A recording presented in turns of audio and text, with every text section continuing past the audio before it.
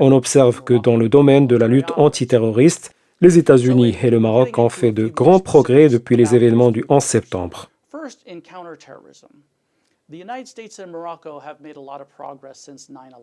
Plusieurs terroristes ont été arrêtés et emprisonnés, mais ça ne s'est pas arrêté au 11 septembre.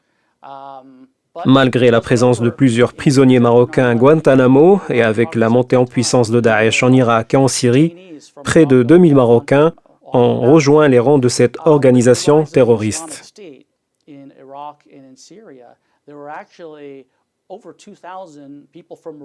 Et après son extermination et l'élimination des dizaines de milliers de ses combattants, près de 260 d'entre eux sont rentrés au Maroc.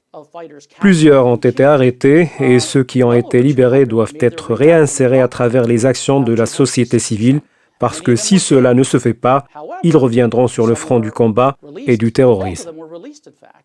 Le Maroc a de solides fondements dans la lutte contre ces groupes en les empêchant de renouer avec le terrorisme et le travail fait pour qu'ils n'y adhèrent pas à la base.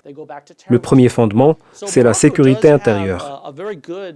A solid foundation for what its policy is to prevent these extremists from returning to the battlefield and from getting engaged in the first place.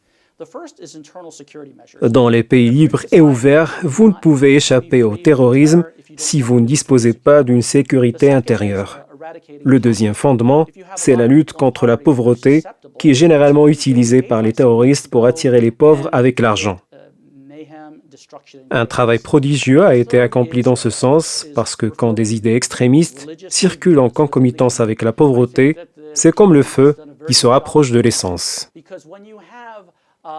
Depuis 2015, le Maroc a démantelé 49 cellules terroristes. 44 d'entre elles étaient en relation avec Daesh.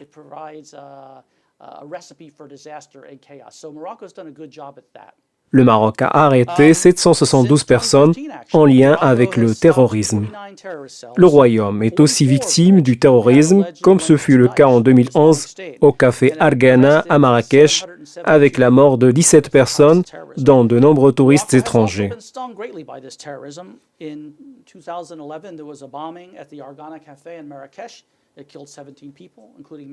Rien qu'en 2018, 2 touristes scandinaves originaires de la Norvège et du Danemark ont été assassinés dans les montagnes de l'Atlas.